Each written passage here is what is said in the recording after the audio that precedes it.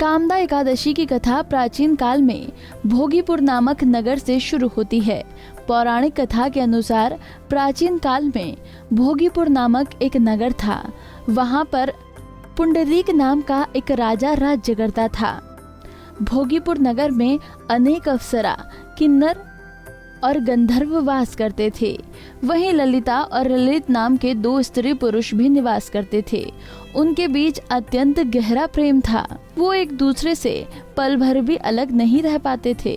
अगर कभी ऐसी स्थिति आ भी जाए तो दोनों एक दूसरे की याद में खो जाते थे। तो वहीं एक दिन जब ललित राज दरबार में गान कर रहा था तो उसे अपनी पत्नी ललिता की याद आ गई। कथा मिलती है कि जब ललित को अपनी पत्नी ललिता की याद आई तो उसने सुर और ताल बिगड़ने लगे। उसकी ये त्रुटि कर्कट नामक नाग ने पकड़ ली और राजा को पूरी बात बता दी।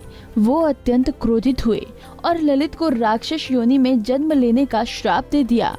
ललित कई वर्षों तक राक्षस योनि में घूमता रहा। जैसे ही इसकी सूचना ललिता को मिली वो अत्यंत दुखी हुई, लेकिन श्राप के आगे उसके आंसुओं की भी न चली। वो राक्षस अनेक प्रकार के घोर दुख सहता हुआ घने जंगलों में रहने लगा। ललिता उसके पीछे पीछे जाती और विलाप करती रहती। एक दिन ललिता अपने पति के पीछे घूमती घूमती विंध्याचल पर्वत पर पहुंच गई। वहाँ श्रृंगी ऋषि का आश्रम था। ललिता शीघ्र ही श्रृंगी ऋषि के आश्रम में गई और वहाँ जाकर प्रार्थना करने लगी। उसे देखकर श्रृंगी ऋषि ने कहा, तुम कौन हो और यहाँ किस लिए आई हो? तब ललिता बोली, हे मुनीश्वर, मेरा नाम ललिता है।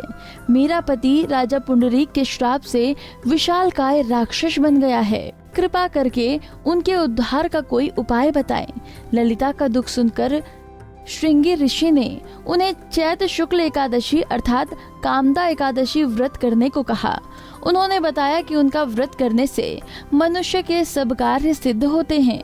ऋषि ने कहा कि यदि वो कामदा एकादशी का व्रत कर उनके पुण्य का फल अपने पति को दे दे तो वो शीघ्र ही राक्षस योनि से मुक्त हो जाएगा और राजा का श्राप भी समाप्त हो जाएगा। ललिता ने ऋषि को प्रणाम किया और उनके बताए अनुसार व्रत का पालन किया। ललिता ने पूरी श्रद्धा से चैत्र शुक्ल एकादशी का व्रत किया। उसकी निष्ठा और व्रत से भगवान हरि अत्यंत प्रसन्न हुए। उनकी कृपा से ललित राक्षस योनि से मुक्त हुए। व्रत का ऐसा प्रभाव हुआ कि ललिता और ललित दोनों को स्वर्गलोक की प्राप्ति हुई। मान्यता है कि इस व्रत को करने से साधक कभी भी राक्षस योनि में जन्म नहीं लेता। धर्म शास्त्रों में कहा जाता है कि संसार में इसके बराबर कोई और दूसरा व्रत नहीं है।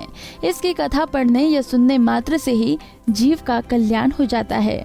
तो दोस्तों, अगर आप भी इस व्रत को कर लेते हैं तो श्री हरि आपकी मनोकामना पूरी करेंगे। इसी तरह की और भी जानकारी लेने के लिए हमारे चैनल को सब्सक्राइब करें और नई वीडियो की नोटिफिकेशन के लिए बेल आइकॉन दबाएं। अगर आप ये वीडियो फेसबुक पर देख रहे हैं तो वीडियो को लाइक और शेयर करें।